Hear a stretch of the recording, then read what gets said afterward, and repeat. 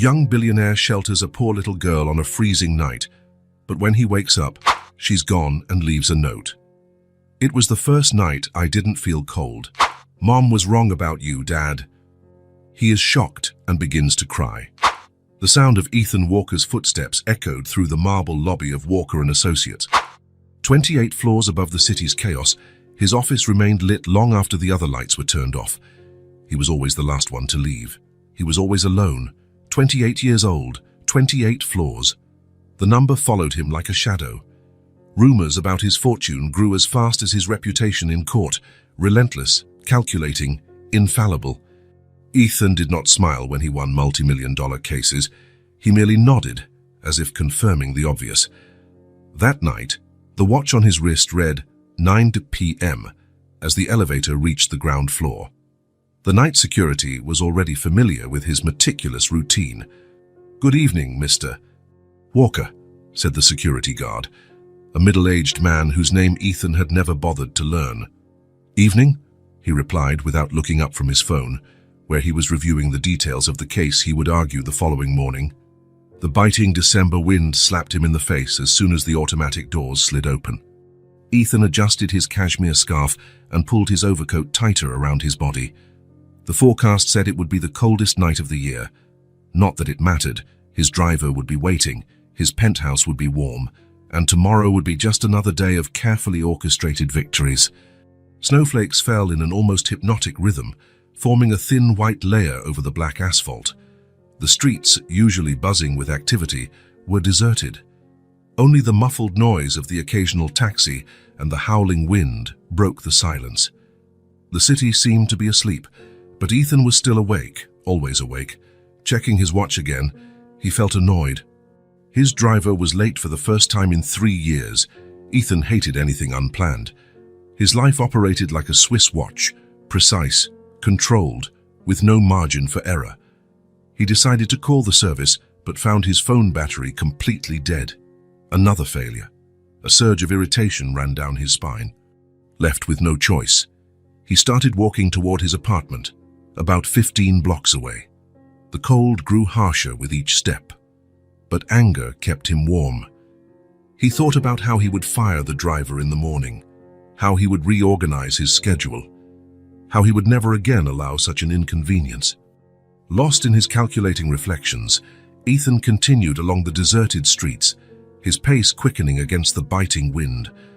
He was still at least 30 blocks from his apartment when, while passing a darker alley, he almost failed to notice a small figure curled against a building wall.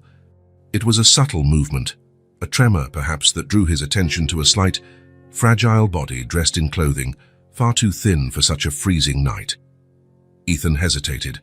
Normally, he would have ignored the situation. Homeless individuals were common in the city, especially on nights as cold as this. It was not his problem. It never had been. He just had to keep walking. But something made him stop. A small cough came from that tiny figure, a child's cough. Ethan froze. Reluctantly, he drew closer and bent down a bit. "Hey," he said, his voice harsher than he intended. The figure lifted her head, revealing the face of a little girl. No more than 6 or 7 years old, she looked up at him with large brown eyes. Her nose was red from the cold, her lips slightly blue, and tiny snowflakes clung to her dark, tangled hair. She wore only a thin t-shirt, threadbare jeans, and torn sneakers. Her whole body trembled uncontrollably. "Are you okay? It's freezing out here," Ethan asked, glancing around hoping to see someone else nearby.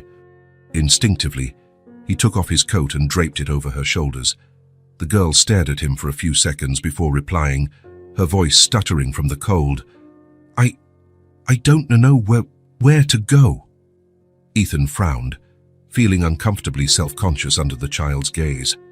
It was as if she could see right through the invisible armor he had constructed over the years. Her response caught him off guard. He looked around again, but the street stayed empty, and the snow was falling more heavily now. "What's your name?" he asked, more out of the need for information than genuine curiosity. "Emily," she replied, her teeth chattering. I can't feel my fingers anymore." Those simple words carried undeniable urgency. Indeed, It was dangerously cold, the kind of cold that could kill a small child left out in the open for too long. Far too cold even for Ethan Walker, with all his money and expensive coats, and for a fleeting instant, he felt something he had not felt in years. Real worry, real fear. The situation demanded immediate action. Ethan looked around. He was too far from home to carry the girl there by foot, and there were no taxis in sight on that deserted street. He pulled out his phone again, but the battery was still dead. "I'll take you to my place," he said, the words surprising even him. "We have to find a taxi first." The words left his mouth before he could think. It was a matter of survival now. Emily looked up at him, startled, as if she hadn't expected kindness from a stranger. Or maybe, Ethan thought, she simply did not expect kindness from anyone anymore. She tried to stand, but her legs seemed too weak. Without hesitation, Ethan scooped her into his arms, surprising even himself with the gesture.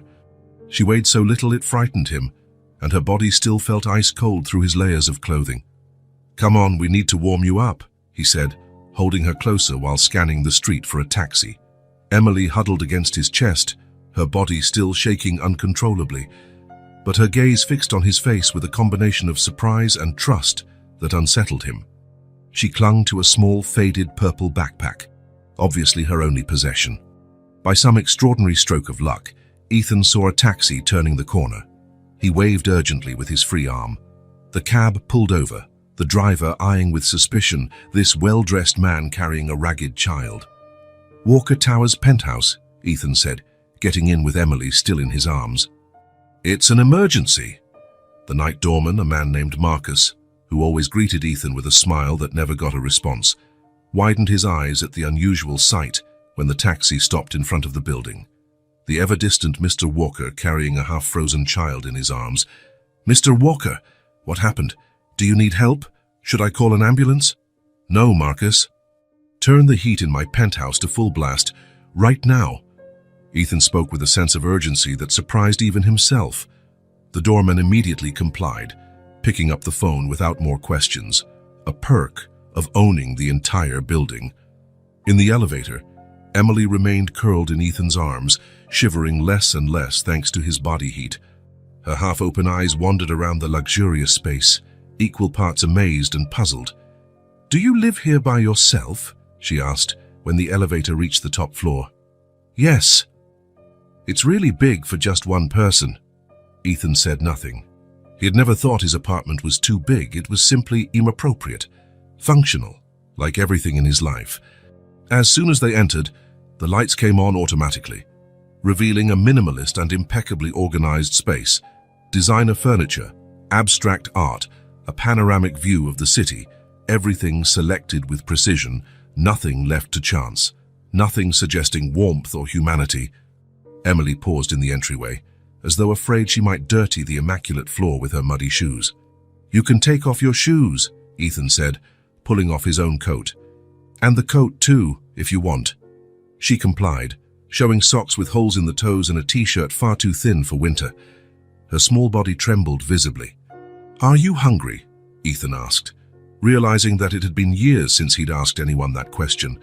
Meals, for him, were just another part of his routine, not something he shared. Emily nodded timidly. "A little?" He led her into the ultra-modern kitchen, where he practically never cooked. He opened the fridge, finding only the most basic ingredients. His private chef kept them in stock, even though he rarely ate at home. "What do you like to eat?" Emily just shrugged again. "Anything." Something was off about a child not having any preference for food, Ethan thought. Kids were supposed to be picky, whimsical. They were supposed to want pizza and candy, not anything. With limited culinary skills, Ethan prepared a ham and cheese sandwich and heated a can of soup. As he worked, he cast glances at Emily out of the corner of his eye. She remained quietly perched on a tall stool, her feet swinging freely, watching his every move with a near-scientific fascination. "Why do you have so many controls?" The question startled him. "Controls? Over there," she pointed to a wall panel. "There's a lot of buttons." "Oh." Ethan realized she was referring to the home automation system, there for lights, temperature, music. "Like magic," Emily concluded. her eyes lighting up for the first time. It wasn't magic, but top-tier technology. It was convenience and efficiency. Still, Ethan didn't correct her. There was something endearing in her interpretation. When the food was ready, Emily ate with a silent gratitude that disconcerted him. She relished each bite as if it were the most delicious thing she'd ever tasted. Though Ethan knew it was nothing special, just basic food, not remotely comparable to the award-winning restaurants he frequented for business. "Is it good?" he asked, oddly eager for her approval. She nodded earnestly. "Really good. Thank you." The smile she offered him was genuine, free of ulterior motives or expectations, a child's smile. Ethan could not remember the last time anyone had smiled at him like that. His clients smiled out of convenience, his employees out of fear, his flings out of self-interest. But this smile was different. It was real. After dinner, he brought her to the living room, where the Italian designer sofa seemed out of place beneath Emily's tiny, fragile presence. She glanced at the giant flat-screen TV that nearly covered an entire wall. "Can we watch something?" she asked, her voice tentative, as if testing how far she could go. Ethan realized he had not turned that TV on in weeks, maybe months. He had neither the time nor the inclination. "Sure," he said, picking up the remote. "What do you want to watch?" Emily seemed surprised by the question, as though she had not expected to be given a choice. "Cartoons?" Feeling somewhat lost, Ethan flipped through channels looking for something suitable for children. He found a cartoon about talking animals and stopped there, watching Emily settle onto the couch, eyes glued to the colorful screen. As she watched, Ethan tried to process the bizarreness of the situation. In under an hour, his carefully structured routine had been completely derailed. His spotless apartment suddenly had small handprints on mirrors, crumbs on the kitchen island, and the sound of a child's laughter echoing in rooms that were normally silent. He ought to feel annoyed, uncomfortable. Strangely, he did not. In fact, watching Emily laugh over something as trivial as a talking cartoon cat was somewhat hypnotic. Without even noticing, Ethan relaxed into the sofa, his usually rigid posture easing. The exhaustion of the day set in, and he allowed himself to close his eyes for a moment. When he opened them again, he saw that Emily had fallen asleep next to him. Her head had fallen to one side, dark hair partially covering a peaceful face. She was clutching her tattered purple backpack to her chest, as if it were a box of treasures. Ethan stood up carefully so as not to wake her and grabbed a blanket from a nearby closet. Placing it gently over the small figure, he felt a strange, unfamiliar tightening in his chest, the stirrings of protectiveness he had never recognized in himself. He sat down in a nearby armchair and continued to watch her. Who was this child? Where had she come from? Why was she alone? The questions bounced around in his mind, but for the moment, they remained unanswered. He did know one thing. Something had changed. Not just his evening or his routine, but something within him. A novel warmth, a feeling he could not name, began to melt the layers of ice he had gathered over the years. For the first time in ages, Ethan Walker felt something. Not the calibrated emotions he permitted himself in court, not the cool rush of victory in his career, not the fleeting thrill of expensive acquisitions. It was different, something genuine. And while the snow continued to fall outside, turning the city into a quiet, white world, Ethan realized that maybe, just maybe, his own inner winter was beginning to thaw. The sun was already shining when Ethan opened his eyes. Disoriented, he looked around and noticed that he'd fallen asleep in an armchair in the living room. A strange feeling took hold of him. Silence. Something about it felt different that morning. Normally, silence was his constant companion, but now it felt wrong. Then he remembered Emily. He jolted up, his body protesting the uncomfortable position. The couch where the girl had slept was empty. The blanket was perfectly folded, as though by a housekeeper, but there was no trace of the tiny visitor. "Emily?" he called, his voice echoing in the empty apartment. No answer. Ethan went through every room, flinging doors open and calling her name. His growing anxiety was new and unsettling. The bathrooms, guest rooms, the kitchen, everywhere was empty. It was as if the girl had simply vanished. Coming back to the living room, confused and worried, he saw something on the folded blanket. A small piece of paper, folded in half. A note. He picked it up with trembling fingers. It was from a notepad he kept in the kitchen. The handwriting was childish, large, uneven letters, some inverted. The innocence of that writing clashed with the meaning of the words.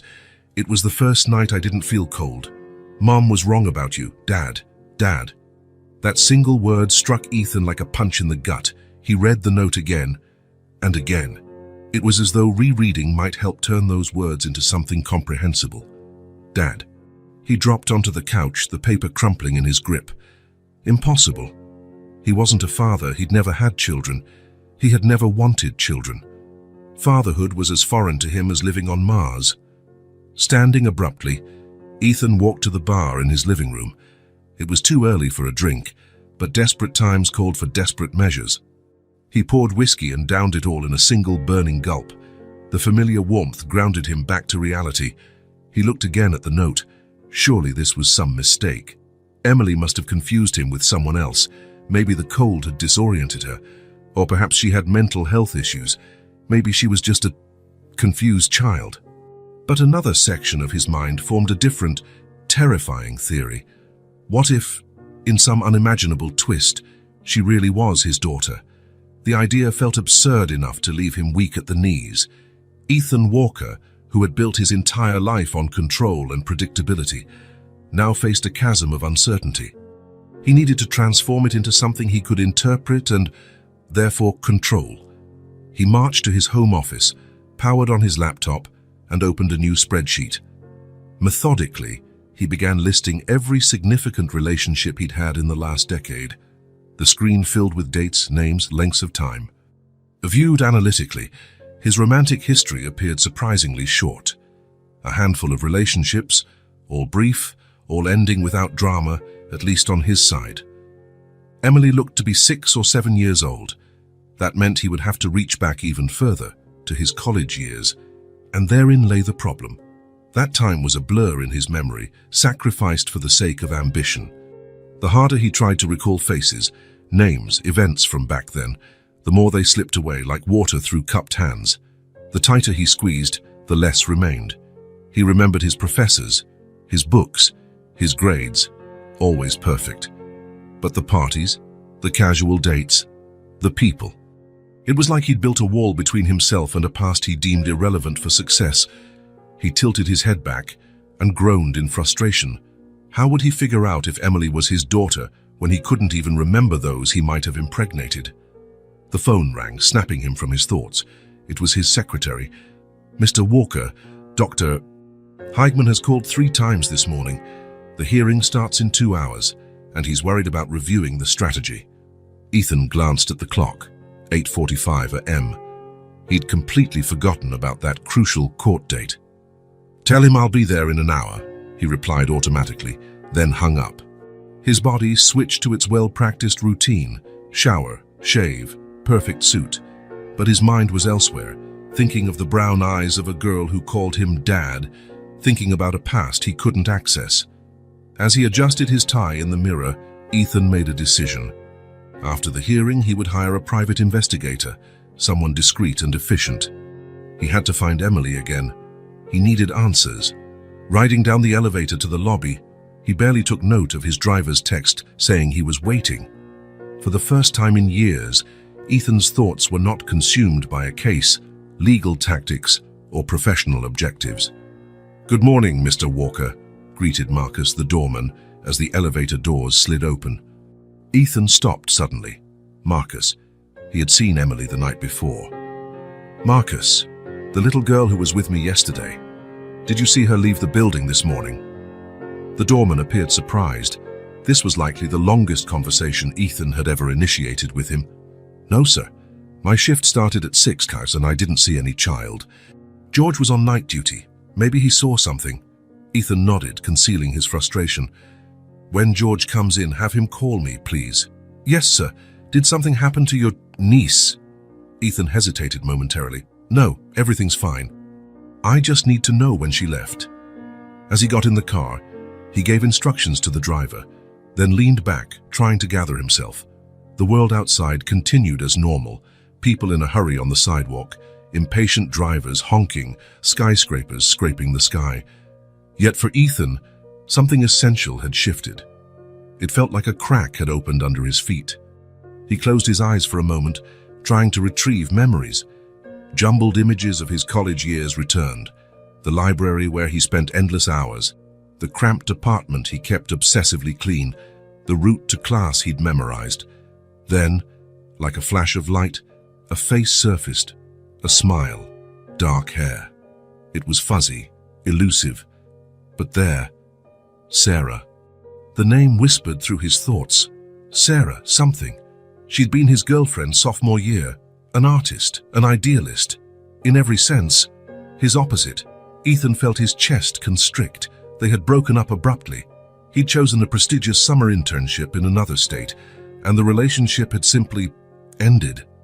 Like other things in his life that didn't directly serve his goals, he attempted to recall more. Her appearance, the sound of her voice, how long they'd dated, yet it was like trying to peer through frosted glass. He saw vague outlines, but nothing sharp. Could she be Emily's mother? The girl also had dark hair. And those eyes, there was a hint of familiarity he couldn't quite pin down. The car stopped in front of the stately building housing his law firm. Ethan smoothed his jacket, put on the professional demeanor everyone expected, and entered with absolute assurance.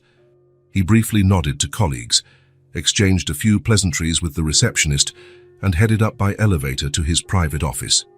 Once he shut his office door, his composure shattered. He slumped into his chair, allowing a rare moment of inner chaos. The possibility that he might have a daughter and had lost years of her life was utterly devastating. Why? Why had Emily shown up now? Why hadn't her mother, Sarah, ever reached out? And most significantly, why did the girl vanish after a single night? His intercom buzzed, letting him know Dr. Heigman had arrived for the pre-trial meeting. Ethan inhaled deeply, centered himself, and pressed the button to let him in. The case. He had to concentrate on the case. The next few hours tested his ability to compartmentalize. On the outside, he was the same brilliant lawyer everyone knew. Within he was fighting to rein in thoughts that kept drifting to a child's handwritten note. The hearing itself played out almost automatically. The words flowed. His objections were precise, his strategy flawless. He won, as usual. The client and partners congratulated him, as usual. He responded with polite smiles, as usual, but nothing about it felt usual. Back in his office, after dismissing his legal team, Ethan was alone once again. He stared at the phone. He should call the investigator. But first, he tried again to recall that hazy period in his past. Sarah. What was her last name? Miller. Johnson, was she tall or short? Where was she from? How long had they gone out? The questions multiplied. He faintly remembered arguments about the future. She spoke of social change and community-based art, ideas he dismissed as naive. He spoke of stability, career goals, things she found suffocating. A specific recollection broke through. Sarah displaying her illustrations, her eyes shining with pride, her passion evident as she explained her process. And he, an arrogant young man, made some remark about how impractical an art career was. He could still picture her face at that moment, hurt, disappointed. Ethan rubbed his eyes. Is that what she might have told Emily? That he was cold, practical, with no room for dreams or for children. The phone rang, interrupting his thoughts again. It was Marcus, the doorman. Mr. Walker, I spoke with George, the overnight doorman. He says he didn't see any child leave, sir. In fact, he's certain nobody left your floor at all overnight. Ethan felt a shiver. You're sure? Absolutely, sir. We monitor all entrances, and the security cameras confirm it. If the girl left, it wasn't through a normal exit. Thanks, Marcus. Ethan hung up, perplexed. How had Emily gotten out? The penthouse was on the 28th floor, the windows sealed. There was no fire escape accessible from inside the apartment. She had apparently disappeared into thin air. A sense of unreality swept over him. What if this was all in his head? What if he had imagined the child, the note? He opened a desk drawer and took out the crumpled piece of paper he'd stuck in his pocket that morning.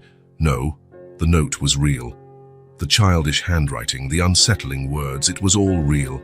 Emily existed, and if she really were his daughter, where was she? Why had she shown up, only to vanish? Could it have been some sort of test? A message? For the first time in his adult life, Ethan Walker was completely lost. All of his certainties, all of his carefully cultivated control seemed suddenly fragile. Doubt settled in his chest like an unwelcome guest who refused to leave. It was more than just potential fatherhood. It was everything he believed he was and the choices he had made. It was as if he were being forced to look into a mirror that showed not only his reflection, but the shadows of all the roads not taken. And now, one of those roads had grown legs and come to find him. Ethan picked up the phone and dialed the number of the best private investigator he knew. He needed answers. He needed to find Emily again, and, perhaps for the first time in a very long time, he needed to find himself. The taxi stopped exactly where Ethan had found Emily 3 nights ago. He got out and stood for a moment, gazing at the ordinary sidewalk that now carried such weighty meaning. The cold still stung, though not as fiercely as it had that night. The snow had been partially shoveled away, leaving grimy heaps on the curbs. "Should I wait, sir?" asked the cab driver. "No, thank you." It was his 3rd time returning to that spot in a week.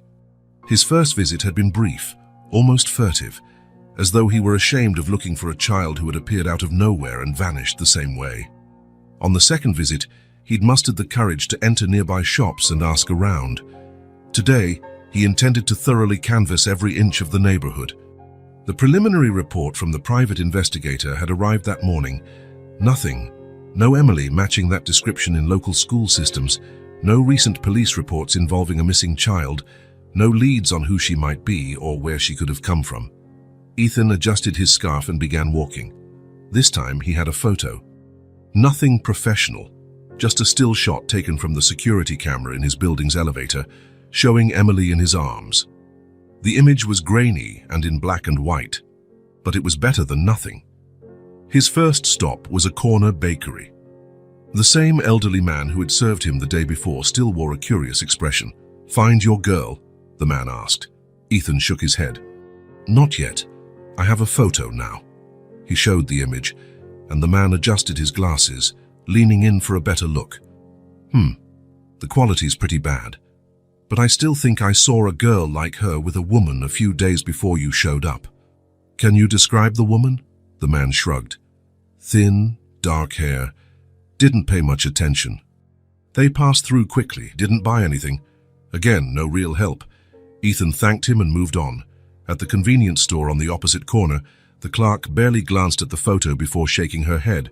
At the tiny cafe 2 blocks away, the same. At the newsstand, the pharmacy, the gas station, no one remembered seeing Emily. After 2 hours combing the neighborhood, Ethan decided to expand the search radius. Checking an app on his phone, he saw 3 homeless shelters in the area. The first was in a church basement. On entering, Ethan felt the stark contrast between the freezing street and the stuffy heat of the cramped and crowded space. Dozens of people lay on mattresses spread across the floor, sipping soup from plastic bowls. The smell of damp, food, and unwashed bodies hung in the air. A middle-aged woman wearing a faded apron and exhausted eyes greeted him at the entrance. "May I help you?" she asked, eyeing his expensive suit with suspicion. "I'm looking for a little girl," he replied, doing his best to keep his voice neutral. "Her name is Emily. She's around 7. The woman narrowed her eyes. "You from social services?" "No, I'm a family friend. We're worried about her." The lie emerged more easily than he expected. She still seemed wary but nodded all the same. "We have a few kids here, but no new Emily in the last few days." Ethan took out the photo. She examined it carefully. "No, I haven't seen her. But if you're hunting for kids, you should check the Hope Center.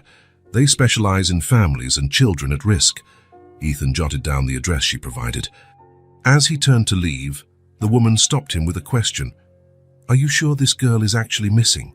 Sometimes Sometimes there are reasons children stay away from certain people.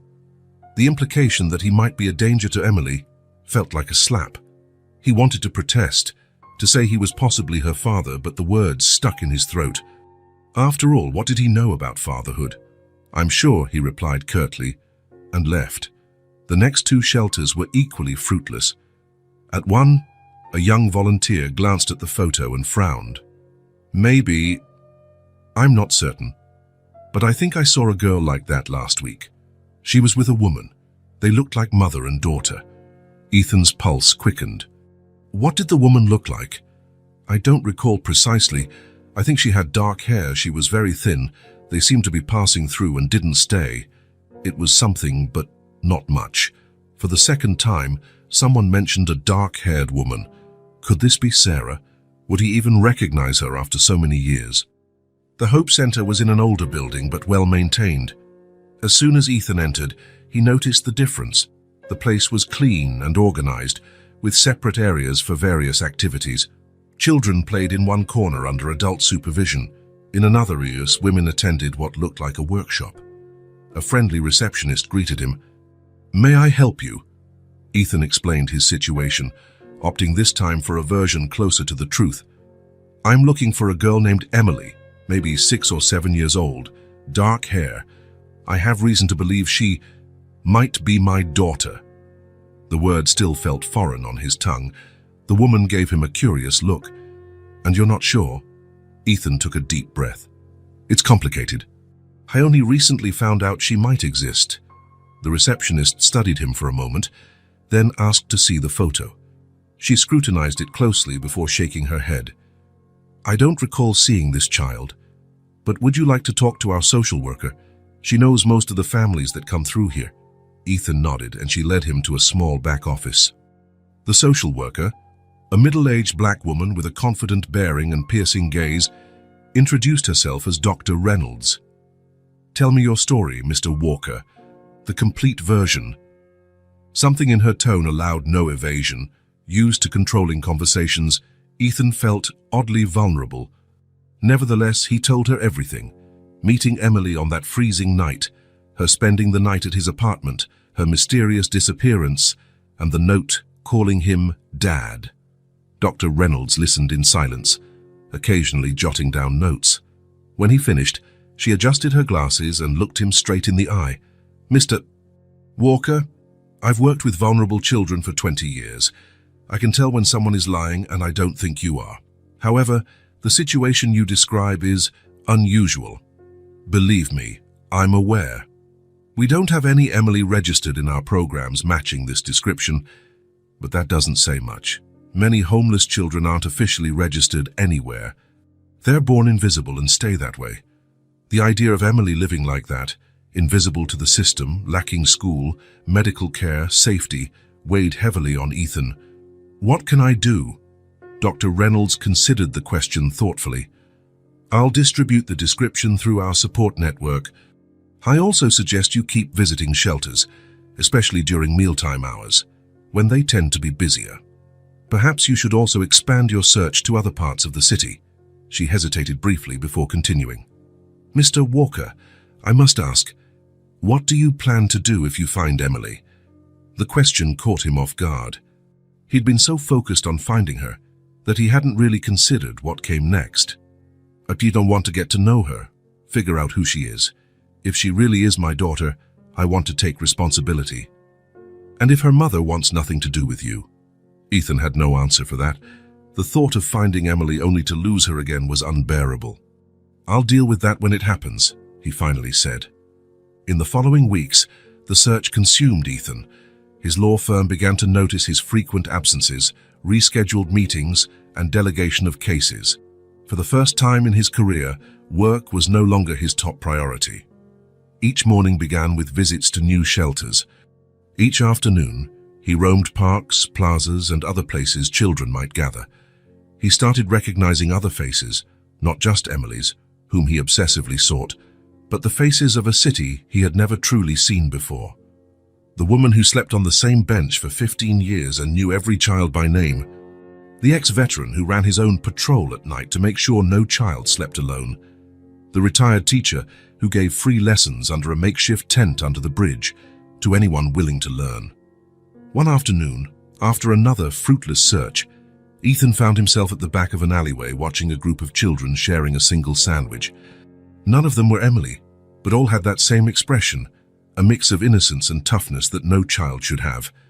On impulse, he went to a nearby diner and bought a dozen sandwiches, sodas and fries. Returning to the alley, he placed the food on the ground and stepped back.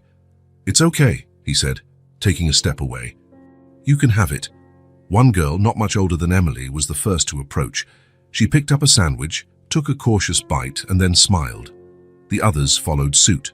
As they ate, Ethan felt something shift in his chest. It wasn't pity, guilt, or any simple emotion he could name. It was a connection, an understanding that these young human beings shared the same world as him. "Do you know a girl named Emily?" he asked, showing the worn photo once more. The older girl shrugged. "There's a lot of Emilys around. This one has dark hair, brown eyes, about 7 years old." The girl took another bite of her sandwich, chewing slowly as she thought. "I think I saw someone like that with an older lady last week, near the community center, you know, by that big church." Ethan's heart pounded. An older lady, not a young woman. No, she was older, had grey hair. I think the girl called her Grandma. Grandma. The word struck him like a lightning bolt. Emily had a grandmother. That opened up an entire new realm of questions. The next day, Ethan went back to the location described by the girl. The community center was a modest but tidy building, offering various services, everything from after-school tutoring to food banks. Upon entering, a young volunteer smiled politely at him.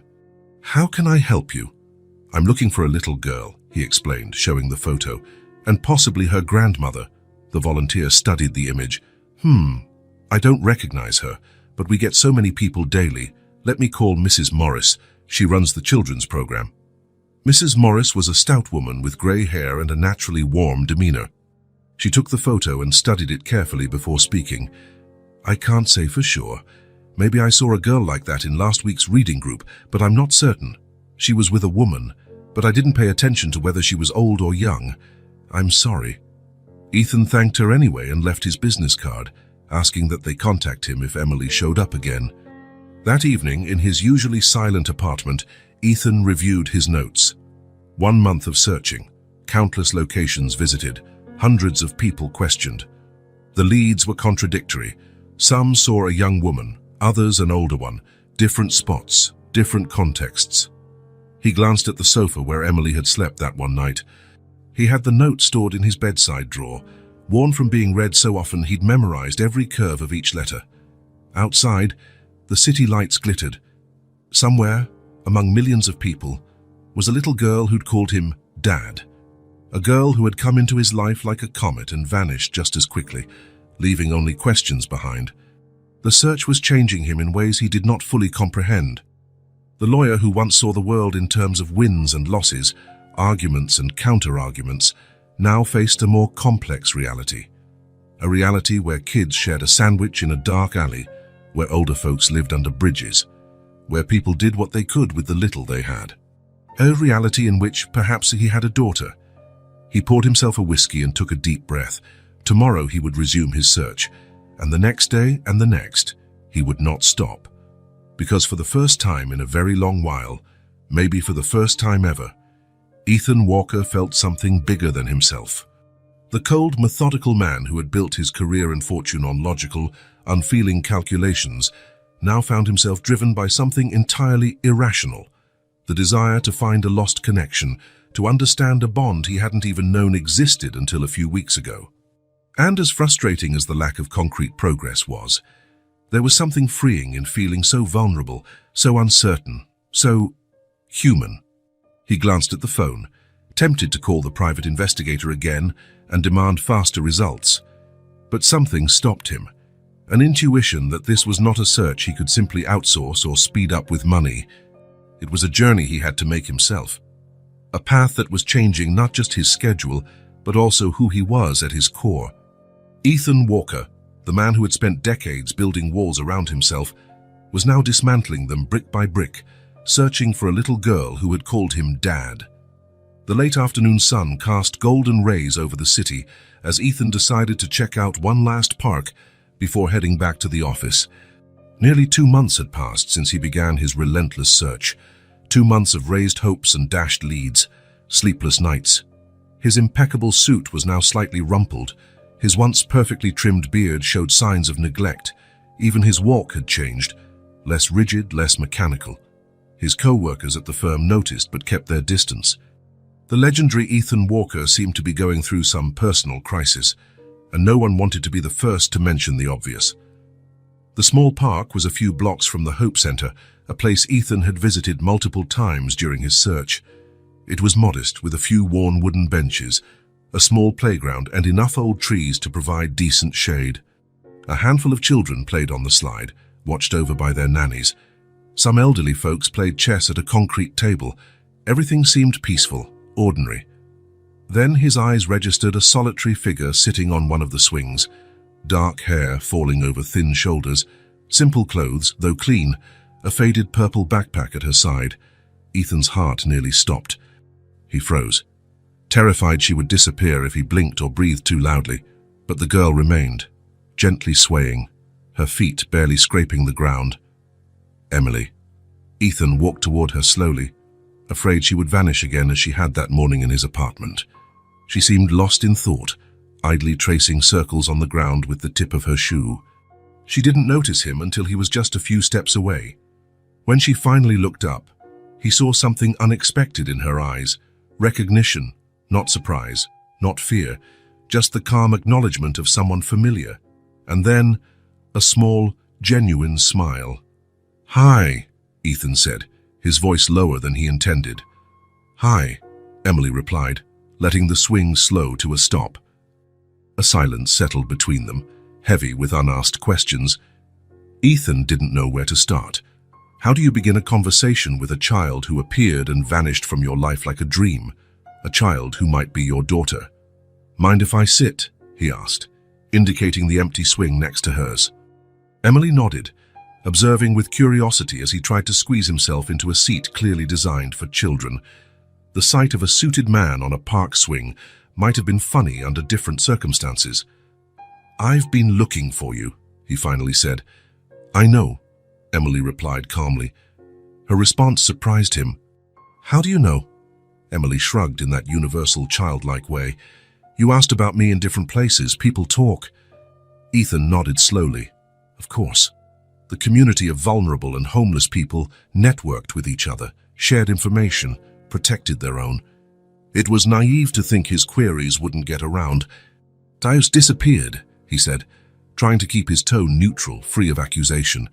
"I had to go back to Mom," she explained, glancing down at a loose shoelace. "She'd be worried." Mom. The word hung in the air like a tangible presence. "Emily," Ethan began, carefully picking his words, "you left a note at my place." She nodded without speaking. "In the note, you called me Dad."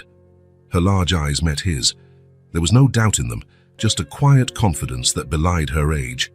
"You are my dad," she stated, as if pointing out the color of the sky or that water was wet. Ethan swallowed, feeling simultaneously dizzy and more alert than ever. "How do you know that, Emily?"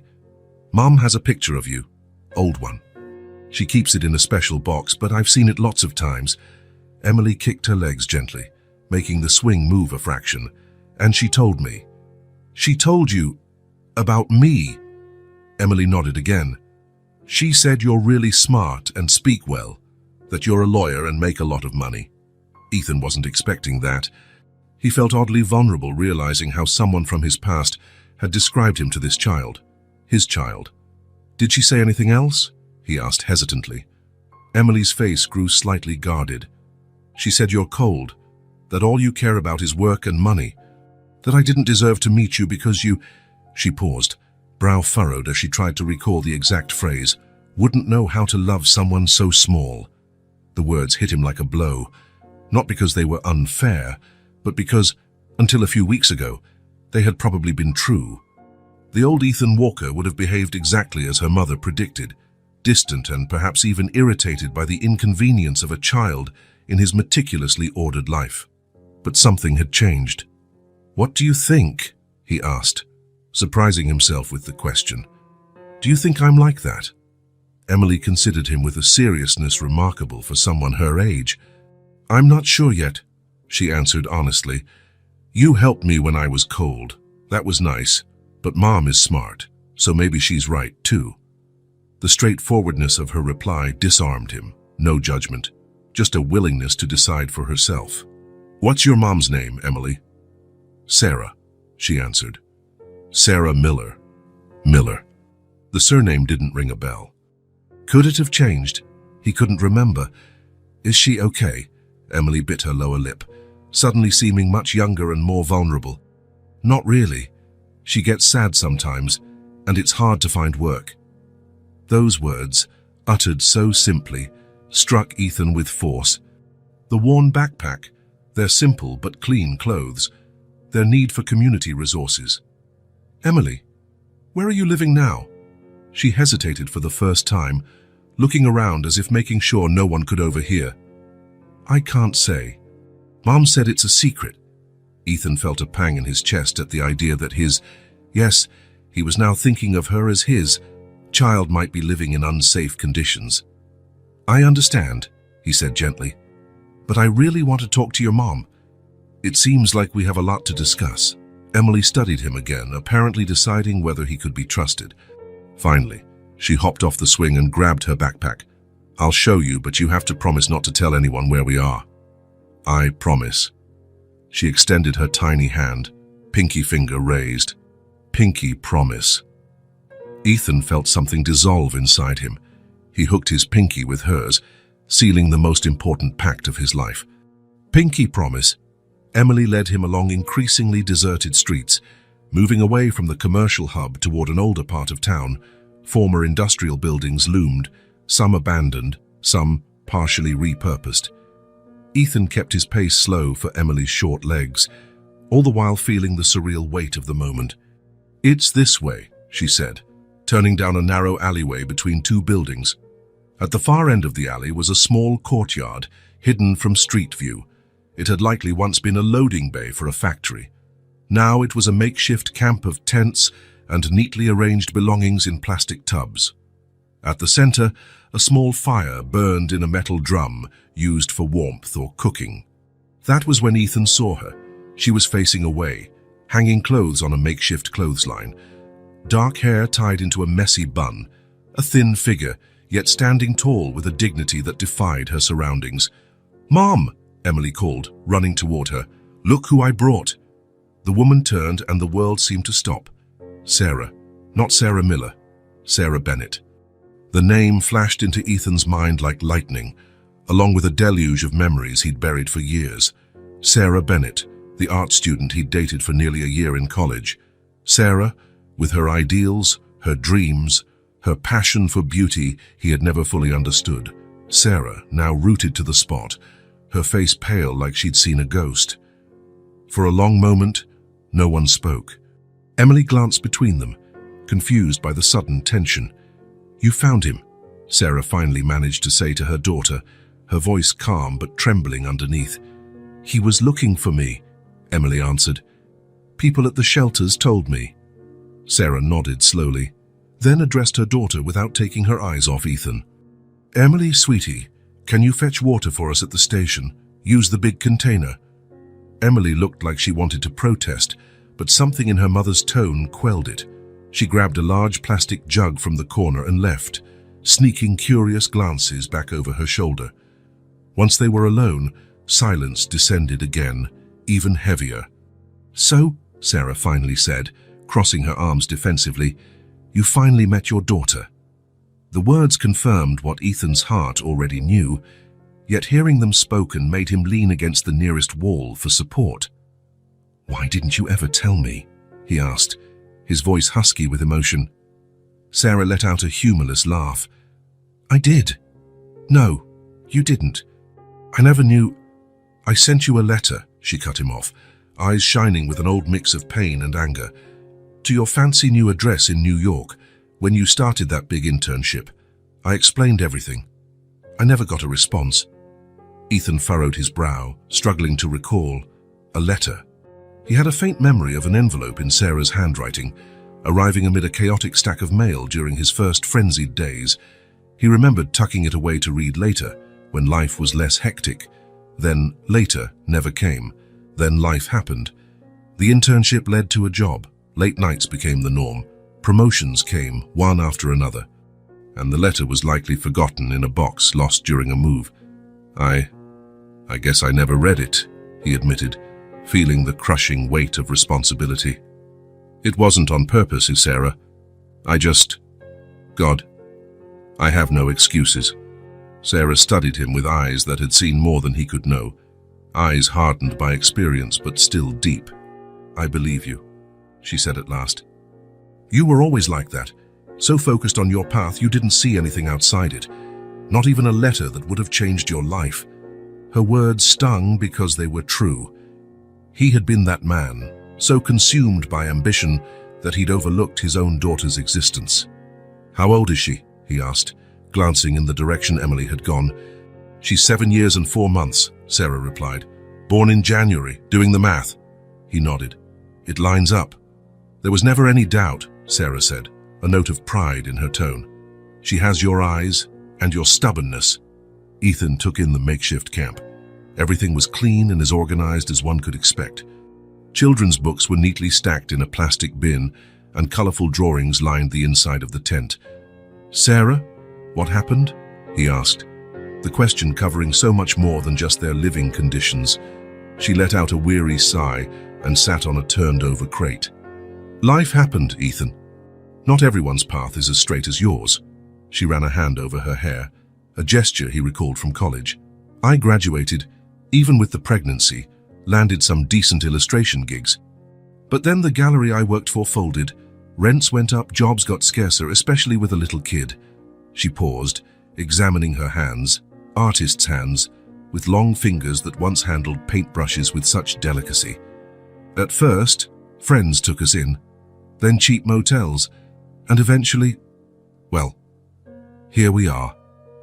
But it's temporary. I have an interview at a gallery next week. Things will get better. There was such dignity in her voice and such strength that Ethan felt a surge of admiration, something he hadn't felt since college, when Sarah would boldly challenge professors with her arguments on art and social change. Why didn't you ask for help? There are programs. I tried, she cut in, voice tinged with frustration. But the wait lists are endless. A lot of places require IDs, paperwork, proof of address that I just don't have anymore. It's easy to fall through the cracks when you don't have a permanent address. Ethan nodded, reminded of all the people he had encountered in recent weeks. Good people trying to help, but overwhelmed by infinite needs and limited resources. Why never contact me again? When you realized I hadn't responded, I wasn't hard to find. A shadow crossed Sarah's face. At first it was pride. I thought, if he can't be bothered to reply about his own daughter, I won't beg. Then, she hesitated. Then it was fear. Fear. Fear that you'd reject Emily. Fear that you'd meet her and not want her. Or worse, that you'd take her out of obligation, without actually loving her. She locked eyes with him, unwavering. You were so cold, Ethan. So detached. When we broke up, it felt like you were relieved to be rid of a distraction. The words hurt because they carried truth. That was exactly who he had been.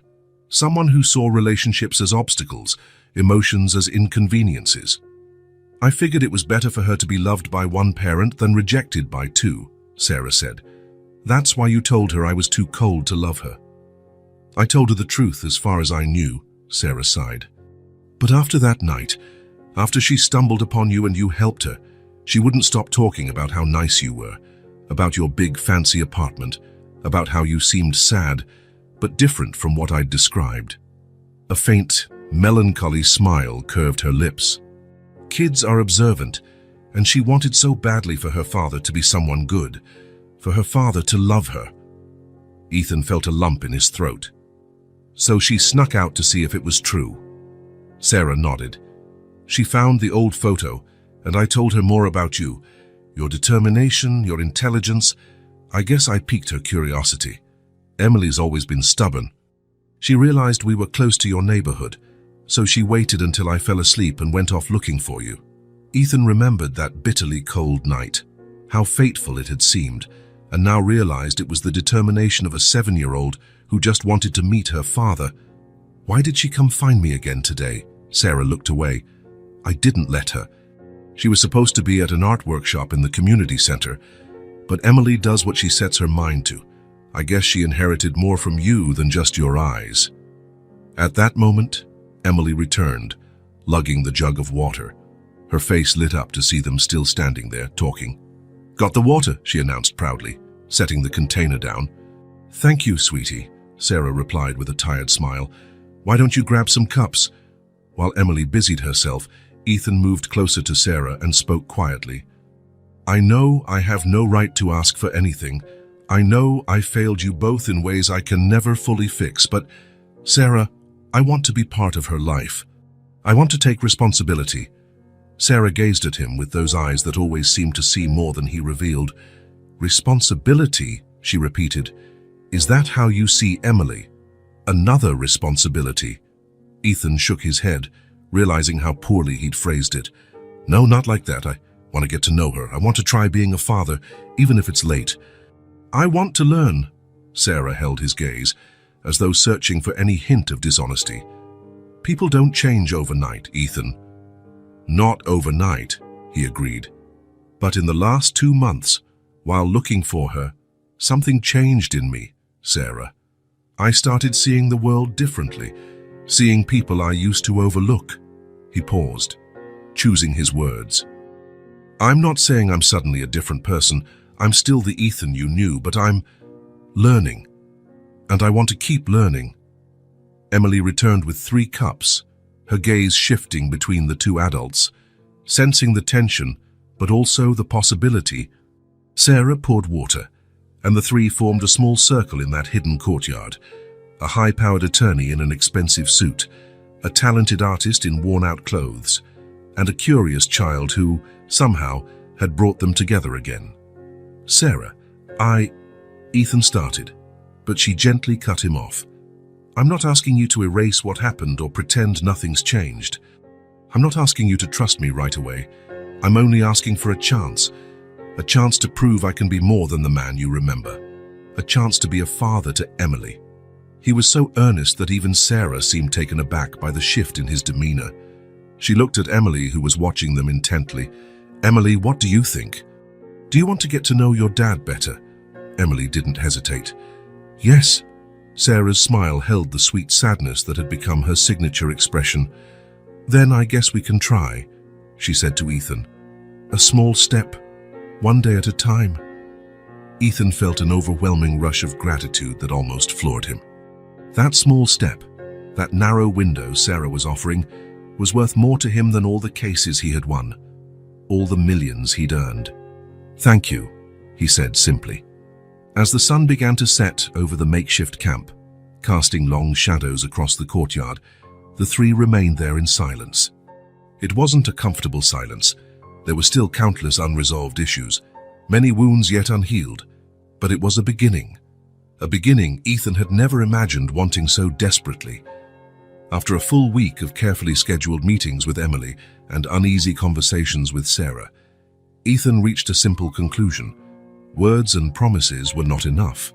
Not even the small gifts he'd bring from time to time, children's books for Emily, art supplies for Sarah. They needed something more concrete, something that would truly change their lives. So, for 3 days, Ethan vanished. He ignored calls, cancelled appointments, leaving Sarah worried and Emily confused. He didn't mean to scare them, but he had to act swiftly. On the 4th day, he reappeared at their makeshift camp with an envelope in hand and a determined glint in his eye. I need to show you both something, he said simply. Will you come with me? Sarah eyed him warily. Where? Trust me, he pleaded. He knew he didn't deserve her trust, but after glancing at Emily, who was practically buzzing with curiosity, Sarah nodded reluctantly. The taxi took them to a quiet residential neighborhood far from downtown, not a wealthy suburb, but one with tree-lined streets, clean sidewalks, and an air of tranquility that starkly contrasted with the place where Sarah and Emily had been living. The car stopped in front of a small two-story house. It had a simple but well-kept facade, large windows and a small porch. The front yard, while modest, boasted newly planted flowers. A normal house, discreet and cozy. "What is this?" Sarah asked as they got out of the taxi. Ethan took a deep breath. "A house."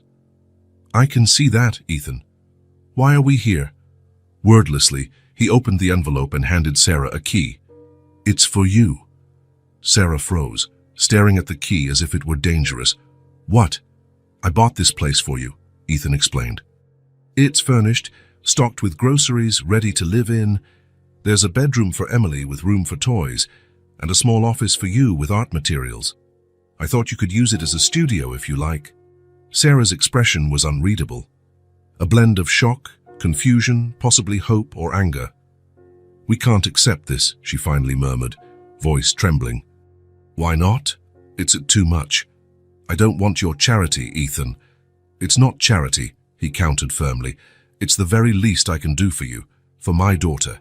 It's an obligation I failed to uphold for years." Emily, who had been silently taking in the scene, approached the front door. "Can we at least see inside?" she asked, eyeing her mother hopefully. Sarah hesitated. Ethan could see the turmoil in her eyes, her pride pitted against a practical need, the desire to shield Emily from disappointment. "Just look," he suggested. "If you don't like it, we'll get back in the taxi. No pressure." Eventually, Sarah relented. Ethan gave the key to Emily, who ran to the door excited about the grown-up responsibility. After a few clumsy attempts, she managed to unlock it. Inside was just as Ethan had envisioned, simple but inviting. Comfortable furniture, neutral tones with small bursts of color, enough space to be cozy without being ostentatious. He'd even added personal touches at the last minute. A bookshelf with children's books, a vase of sunflowers, Sarah's college favorite, if memory served, a box of board games on the coffee table.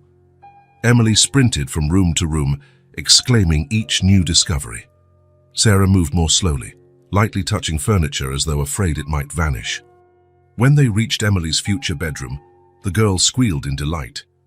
The bed had a bright comforter, a small shelf of books, and a desk near the window for drawing.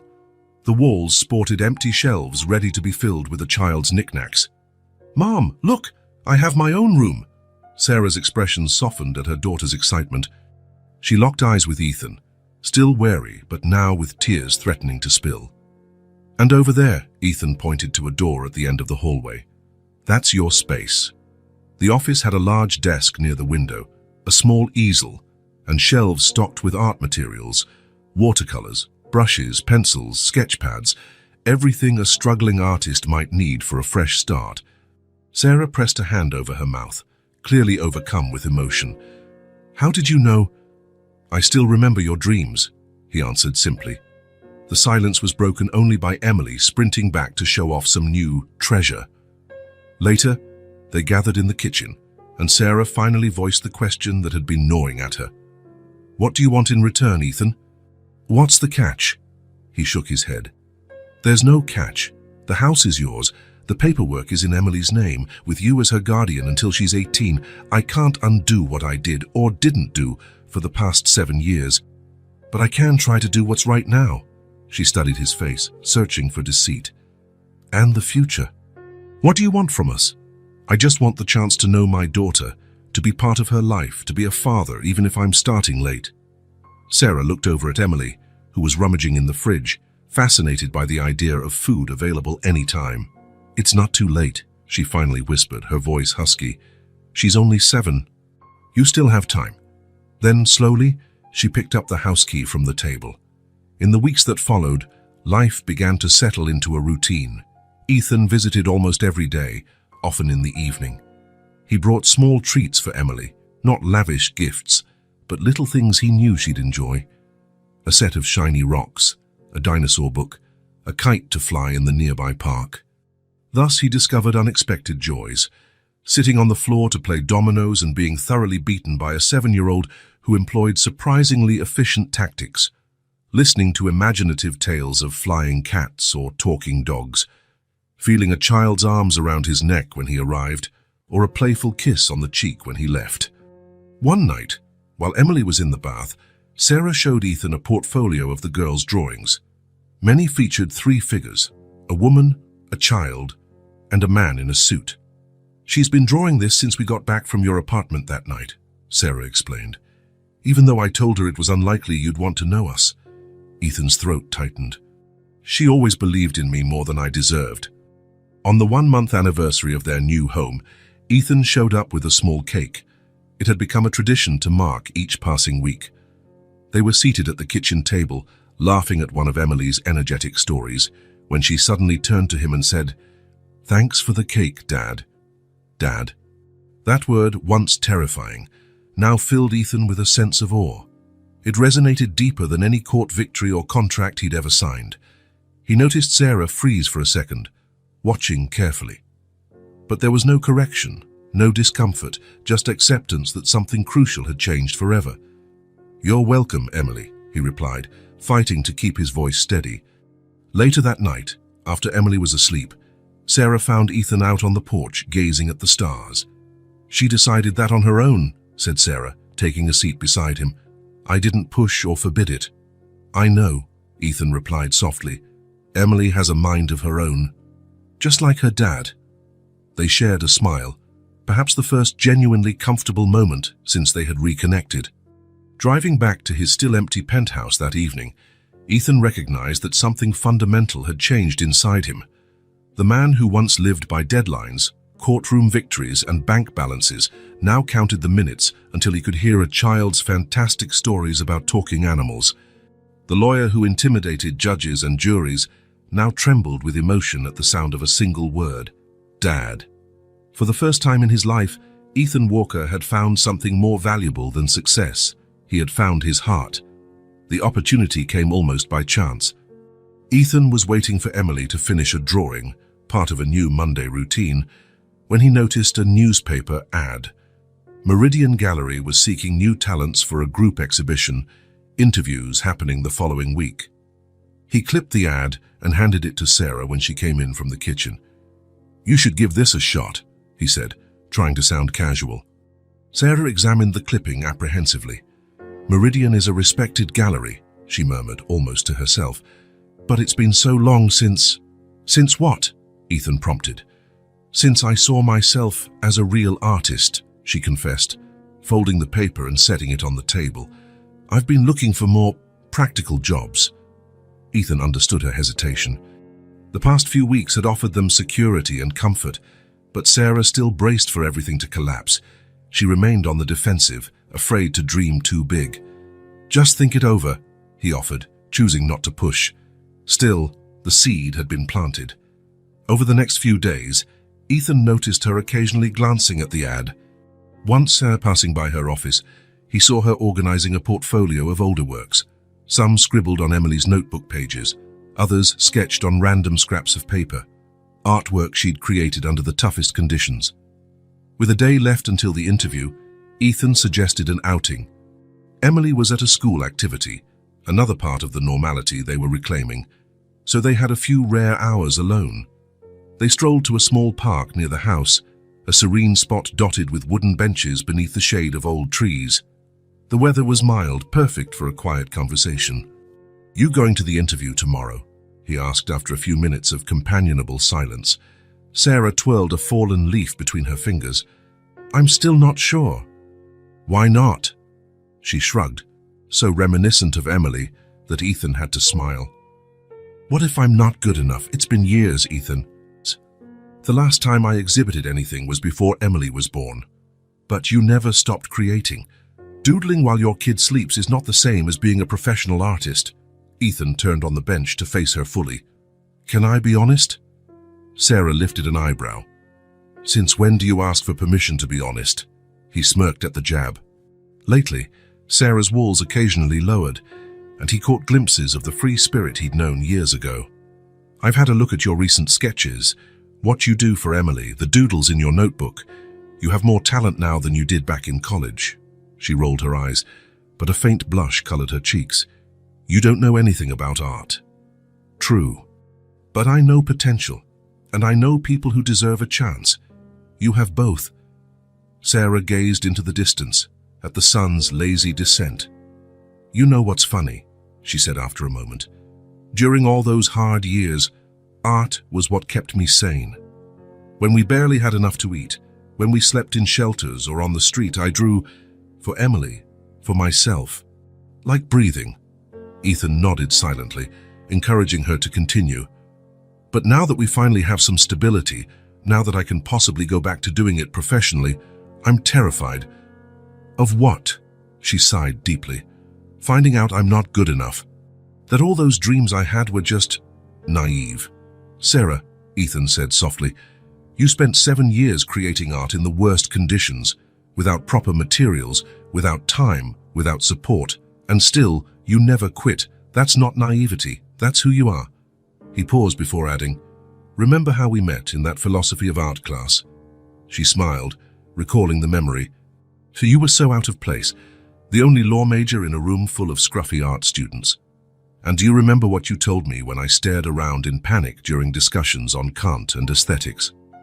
I said you didn't have to understand everything to appreciate it." "Exactly. And I'm telling you the same now. I don't know if Meridian Gallery will love your work.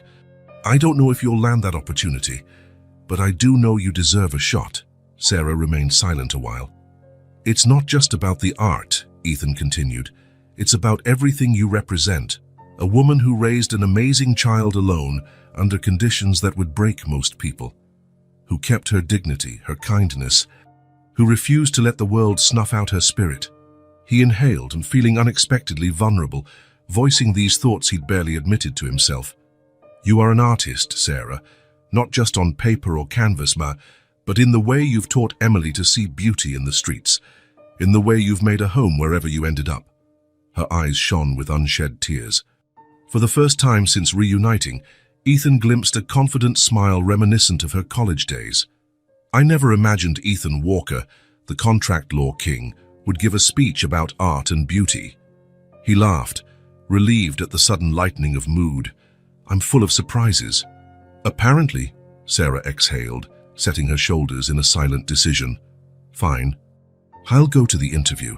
That's all I ask. But don't expect miracles. Galleries usually have their favorites before interviews even start." "Then surprise them," Ethan replied, "like you always do." The following morning, Ethan was in an important meeting when his phone buzzed. It was Elena Torres, Meridian Gallery's director. He'd called her a few days prior to put in a good word for Sarah. "Mr. Walker," Elena sounded irritated, "I'm calling because your recommended candidate, Sarah Bennett, did not show up for her scheduled interview this morning." Ethan's heart dropped. "She didn't show?" "No. I adjusted my schedule to see her personally, per your request." "I'm disappointed. There must be some mistake," Ethan insisted. "She confirmed she would be there." "Well, it's almost 11 Tuan and the interview was at 9 Quam. Sorry, but we have other candidates." After hanging up, Ethan tried calling Sarah, straight to voicemail. Again. Nothing. A deep sense of urgency filled him. It was unlike Sarah to skip something this important, especially after their conversation. Something had gone wrong. He cancelled all further meetings and drove straight to Sarah's house. Racing through traffic, he conjured up every worst-case scenario. Had they run away? Had Sarah lost her nerve? Arriving, he noticed the curtains closed even though the day was bright. He knocked several times with no reply. He was about to use the spare key he kept when he finally heard slow footsteps inside. Sarah opened the door, looking utterly exhausted. Her eyes were red, her hair disheveled. "What happened?" Ethan demanded at once. "Emily," she croaked. "She's sick." Sarah stepped aside. The normally tidy home was a wreck. Blankets strewn across the couch, half-empty glasses of water, medicine bottles on the coffee table. In the bedroom, Emily lay curled up on the bed, her face flushed with fever, eyes glassy. She tried to smile when she saw Ethan but ended up wincing.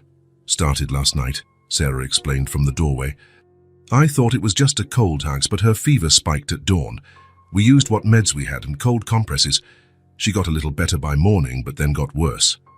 "Why didn't you call me?" Ethan asked, feeling her burning forehead. Sarah folded her arms defensively. You had that big meeting. I thought I could handle it. And the interview? She merely shrugged in resignation.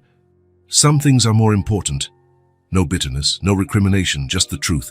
Emily was her top priority, always had been. Jobs could wait. That was the kind of sacrifice Sarah had made countless times over the years. She needs a doctor, Ethan declared. Now. I know, Sarah sighed, distraught. I was looking up the free clinic. The wait is 5 hours. No, Ethan cut her off. We're going to Dr. Bennett's clinic downtown. It's private. Ethan, we can't. Now is not the time, he interrupted. Emily needs immediate care. We'll argue about money later. Sarah didn't protest further. Emily's fever spoke for itself. Within 20 minutes, they were at one of the city's top clinics, Dr. Bennett's facility. The doctor, a warm middle-aged man, examined Emily thoroughly. A virus, he finally confirmed, common this time of year. But the high fever is worrying. Let's run some tests to be sure. The following hours were a blur of tests, IV fluids, and constant monitoring. Sarah never left her daughter's side, while Ethan handled paperwork, phone calls, whatever he could do to help. Late in the afternoon, the fever finally broke. Test results showed nothing beyond the viral infection. Relief washed over everyone. She'll be fine, the doctor reassured them. Just needs a few days' rest, plenty of fluids, and regular meds. Leaving the clinic, Emily dozed in Ethan's arms, still groggy. By the time they arrived home, evening had fallen. Sarah looked physically depleted, yet visibly relieved. Thank you, she murmured, after Ethan tucked Emily into bed. I don't know what I would have done if... Her voice trailed off. Ethan knew she was thinking about the bleak possibilities if they were still on the streets. No stable home, no quick access to care, no resources for medicine. Don't think about that, he said quietly. You're safe now. He spent the night in the guest room, neither one mentioning the lost interview or the gallery. There were more urgent matters at hand. A week later, with Emily fully recovered and back at school, Sarah took Ethan by surprise with an announcement. I rescheduled the interview at Meridian Gallery. It's this afternoon. Ethan lowered the newspaper he'd been reading. Really? How'd you manage that? Sarah gave a hesitant smile. I called the director, explained what happened, and emailed some photos of my recent work. She agreed to see me. That's fantastic. He felt a surge of pride. This was the first time Sarah had taken such initiative since they reconnected. Want me to drive you? I need to do it alone, she said, a new determination in her tone. But thank you. Hours later, Ethan received a text from Sarah asking him to meet her at the gallery. The urgency in her words worried him, but he tried not to jump to conclusions. Meridian was nearly empty when he arrived. It was a sleek, unpretentious space with lights carefully angled to showcase the art. He walked through the room searching for Sarah, finally spotting her in the back, transfixed by a painting on the wall. Approaching quietly, he realized why she was so mesmerized. An aquarelle, medium-sized, simply framed. It depicted a couple on a park bench, partly shaded by swaying leaves. Their faces weren't detailed, yet the intimacy of the scene was unmistakable. At the bottom corner, the signature read, S. Bennett, 2004. It's yours, Ethan noted, instantly recognizing her style. Sarah nodded, voice hushed. One of the last ones I did before we ended. Part of a series on public spaces and private moments. I never thought I'd see it again.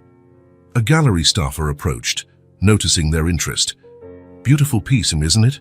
She said politely. It's part of our permanent collection, donated years ago by an anonymous collector who never wanted to be identified. Anonymous collector, Sarah repeated, giving Ethan a quick sideways glance. Yes, the woman smiled. It's more common than you think. Some people love art but prefer privacy. She walked off to help other visitors, leaving them alone once more. Was that you? Sarah asked as soon as the woman was out of earshot. Ethan frowned, genuinely confused. No, how could it be? We lost contact completely. Something in Sarah's expression said she believed him. Strange, she murmured. Fate has a peculiar sense of humor. Before they could continue the conversation, a woman with short grey hair and bright-framed glasses approached. "Sarah Bennett," she said, extending her hand. "I'm Elena Torres, the gallery director. I see you found your own work in our collection." Sarah shook her hand, still appearing dazed. "Yes, it's unexpected. A remarkable coincidence," Eleanor agreed. "Or maybe a sign. When I saw your digital portfolio, something felt familiar. But I didn't connect the dots until we spoke. Only then did I recall we had a piece of yours in our permanent collection." Ethan hung back, letting them speak. "Sarah," Elena continued, "after viewing your current work and hearing about your plans for community-based workshops, I've decided to do more than just offer you a spot in our group exhibition. I'd like you to come on as the gallery's resident artist, with the possibility of curating our community outreach exhibits in the future." Sarah's eyes went wide. "Are you serious?" "Absolutely. Your background and artistic sensitivity are exactly what we need, and frankly, your personal story of resilience is inspiring. Art doesn't exist apart from the life of its creator." They continued discussing details, while Ethan drifted off, giving them space. He walked around the exhibit, half listening, half lost in thought. 30 minutes later, Sarah found him near the entrance, a contract in her bag and a gleam in her eyes he hadn't seen since college. "Ready to go?" he asked softly. She nodded, but before leaving, she cast one last look at the gallery, at her painting on the far wall, and at the new door opening in her life. "Ready," she said, and for the first time since they reunited, Ethan believed her completely. Ethan's law firm occupied 3 entire floors of one of the city's most impressive financial towers. All the associate attorneys had their own private offices, but Ethan's corner suite on the top floor boasted floor-to-ceiling windows that offered a sweeping view of the skyline. It intimidated clients and commanded respect, exactly as planned. On this particular afternoon, though, his imposing office featured an unusual scene. Emily sat in his huge leather executive chair, spinning around and giggling, while Sarah watched from a visitor's sofa, trying and failing to keep a straight face. "One more spin and you'll be sick," Sarah warned. "No, I won't," Emily insisted, giving herself another push. "Dad's chair is magic." The word "dad" still caused an odd tightening in Ethan's chest, even after months. A blend of pride, fear, and an unfamiliar happiness he would never have predicted. "All set," announced Mr. Martin, a family law attorney, walking in with a folder. "We just need the signatures." Emily halted her spinning, suddenly curious about the serious energy in the room. She watched intently as the adults gathered around the desk. The document was straightforward, but carried enormous weight. A formal recognition of paternity. Emily would now be legally acknowledged as a Walker, with all the rights and protections that implied. "Are you sure about this?" Sarah murmured when Mr. Martin stepped out momentarily to grab a functioning pen. "It'll change everything, officially." "I've never been more certain of anything," Ethan replied. His gaze fell on Emily, who was currently doodling on an expensive pad of legal stationery he'd given her to keep her occupied. She stuck her tongue out a bit in concentration. He knew that gesture so well now. He knew her little habits, tastes, and quirks. He was no longer a stranger in his own daughter's life. When Mr. Martin returned, Ethan signed the forms with a calm assurance normally reserved for his largest deals. Sarah signed next, her hand trembling slightly. "Now you sign here, Emily," the attorney said, pointing to a line. "It just shows you understand what's happening." Emily held the pen solemnly, pressing it too hard, leaving a crooked, childlike signature that might have been the most precious thing Ethan had ever witnessed. "All done," Mr. Martin declared with a smile. "Emily Bennett Walker is now legally your daughter, Mr. Walker. Congratulations." A hush descended. Emily broke it first. "So does this mean I can draw on the walls at your apartment now, Dad?" The office erupted in laughter, instantly dispersing the tension. "No, definitely not," Ethan pretended to chide. "But it does mean you're officially a Walker. And Walkers keep their promises. So I guess we have a celebration to get to, right?" Emily's eyes shone.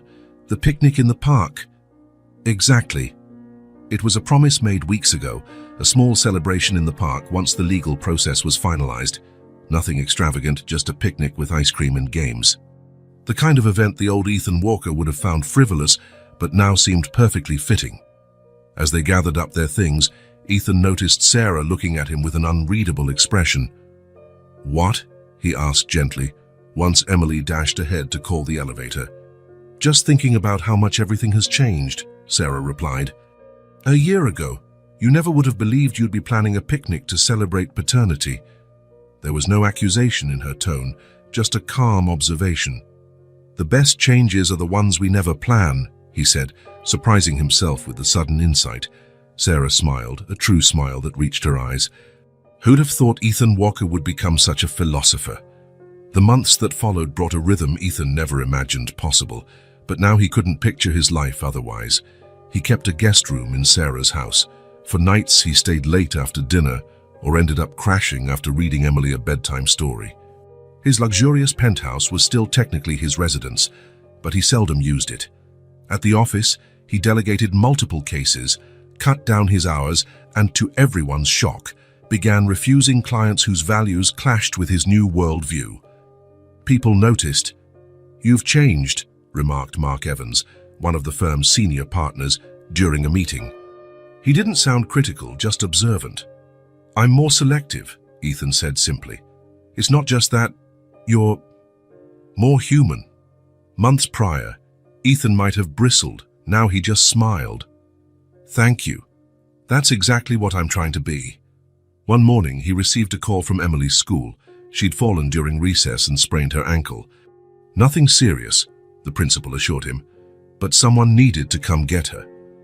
Without hesitation, Ethan cancelled a crucial client meeting and drove to the school. Only after the fact did he realize he hadn't paused to weigh professional costs or consider consequences. Emily took precedence, plain and simple. It was a clarity he'd never experienced before. He found Emily in the nurse's station, her face blotchy from tears but bravely smiling. "Look, Dad, they wrapped my ankle with a special bandage," she said, showing him with pride. "Looks great," he agreed, helping her hop off the cot. "Let's go home. We can watch that dinosaur movie you've been wanting to see." Emily leaned on him for support as they hobbled to the car. Halfway there, she stopped, looking up at him with eyes so similar to his own. Big, brown, full of a serious maturity. "Thanks for picking me up, Dad." "I'll always come," Ethan replied, and he knew it was the truest statement he'd ever made. The transformation at work extended to home. Ethan kept discovering new facets of fatherhood. He learned to braid Emily's hair for school. After several clumsy tries, check her homework, cope with nightmares, treat scraped knees. He also realized Emily had a knack for art, clearly inherited from Sarah. Together, they set up a small painting area in the backyard, spending hours creating side by side, his stiff, technical sketches contrasting with Emily's colorful, free-flowing pieces. One day, he noticed Emily was observing him instead of painting. "What?" he asked, intrigued by her serious expression. "I'm trying to see if you're like the dad I imagined," she replied with candid, childlike honesty. He stared, momentarily speechless. "What do you think?" Emily cocked her head. "You're better," she decided. "The dad I imagined couldn't play dominoes or draw." Ethan chuckled, though his chest tightened. "I'm glad I beat your expectations. And you stay," she added, returning to her sketch. "The dad I imagined always left in the end." In that moment, Ethan silently vowed he would never again be the man who walked away. Ever. Meanwhile, his relationship with Sarah continued evolving at its own pace. There was no rush, no label, just mutual respect and a growing closeness. Sometimes, when Emily slept, they talked for hours on the porch, reconnecting with who they had been and discovering who they were now. One night, Sarah mentioned a call for submissions to an international art show she was considering. "It'd be amazing for your career," Ethan commented. "Yes," she agreed, "but it means a 2-week trip to Paris in spring." A loaded pause followed. This would be the first extended separation since they'd formed their new family dynamic. "Emily and I would manage," Ethan finally said. "It'd be hard, but we'd manage." "You deserve it, Sarah." She studied his face in the dim porch light, as if confirming he meant it. "You really have changed," she said softly. Ethan pondered her statement earnestly. I think it's less that I've changed and more that I've rediscovered parts of myself that were dormant, he replied. The man who always chose work first is still in here somewhere. But there's room for more now. Sarah reached across the small table, entwining her fingers with his. That simple, intimate gesture said more than words could. Spring arrived, bringing Sarah's first solo show at Meridian. Titled Invisible, it was a poignant collection of scenes and portraits capturing the reality of people society often overlooks. Those who are homeless, those who work the night shift, single parents. It was raw, honest, and profoundly moving. On opening night, the gallery brimmed with critics, collectors, and art enthusiasts. Sarah, dressed in a simple black dress Ethan had seen hanging in her closet for weeks, looked both radiant and nervous. Emily, in her best outfit, mingled confidently with the crowd. Occasionally, she'd grab an adult's sleeve and launch into an explanation of one of her mum's pieces. People found it utterly charming. She's a great assistant curator, joked Elena Torres, the gallery director, standing beside Ethan. You must be proud of them. Prouder than I can put into words, he answered sincerely. A well-known art critic approached, champagne flute in hand. Mr. Walker, are you the artist's partner? Ethan hesitated briefly. We're a family, he replied simply. No need to detail their complicated backstory. Well, I must say her work is remarkable. The way she captures dignity amidst hardship is authentically powerful, not contrived. Sarah's lived a lot of what she paints, Ethan replied quietly. She knows it from the inside.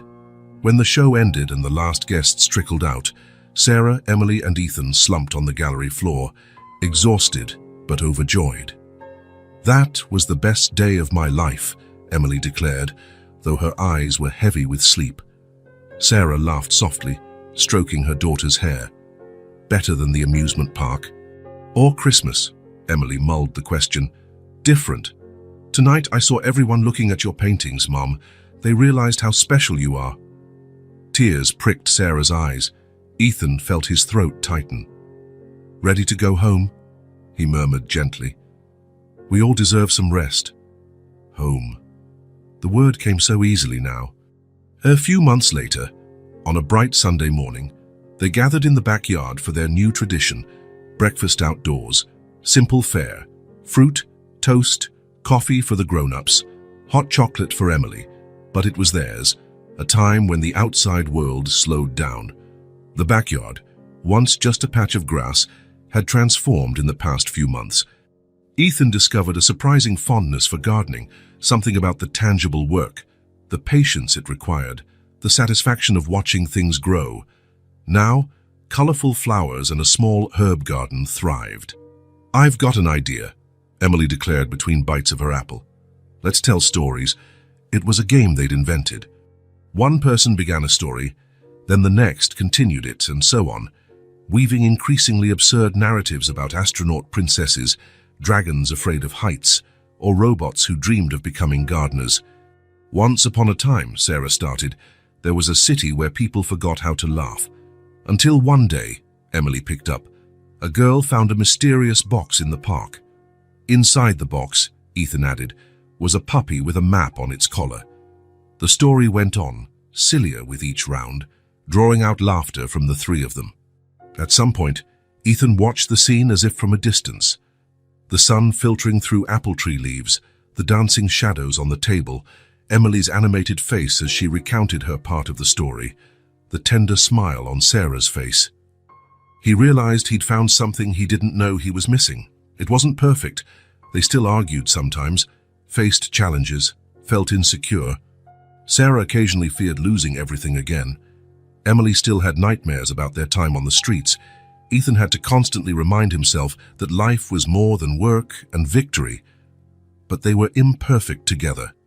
Every day, they chose each other, not out of obligation or convenience, but out of love, a word Ethan now not only spoke, but lived. And then, Emily concluded grandly, they realized they already had everything they needed. Sarah and Ethan exchanged a glance over Emily's head. It wasn't a fairy tale ending. It wasn't a perfect resolution or a guarantee of endless happiness. It was simply a moment, A choice renewed, a tangible presence. And that was more than enough, Ethan found. The cold loneliness that had once been his only companion had given way to a steady, messy, wonderful warmth, a family that was rebuilding itself day by day. He smiled at his daughter's dramatic flourish. "I like that ending," he said, returning her grin. "It's the best one of all." When the story ended, Emily ran off to play with the sprinkler Ethan had installed for hot days. Sarah moved to the chair Emily had vacated, sitting beside him. "What are you thinking about?" she asked, noticing his reflective expression. "How life can change completely in so little time," he replied. "How I thought I had everything, but really had nothing that truly mattered." Sarah's smile still made his heart race, even now, after all they'd endured. "What about now?" "Now I have everything," he said simply. "You two, this house, these Sundays, this—" he searched for the right word. "This warmth." In the distance, Emily's laughter echoed as she played in the water, a sound that symbolized everything Ethan had found. Joy, spontaneity, life in its purest form. "I like that ending," he murmured, gazing fondly at his daughter. "It's the best ever." And as the sun rose higher, Ethan knew there was no flawless happy ending in store. There would be conflicts, hurdles, and inevitable wounds from the past. But there would also be this choice to be a family, day after day, one step at a time. That was enough. It was everything. And Ethan Walker, the man who had once shivered alone in his gilded tower of solitude, now found himself surrounded by a life warmer and richer than he could ever have imagined. If this story touched your heart, subscribe to the channel and turn on notifications so you don't miss the next ones. Leave a like because it helps this story get recommended to more people. See you in the next story.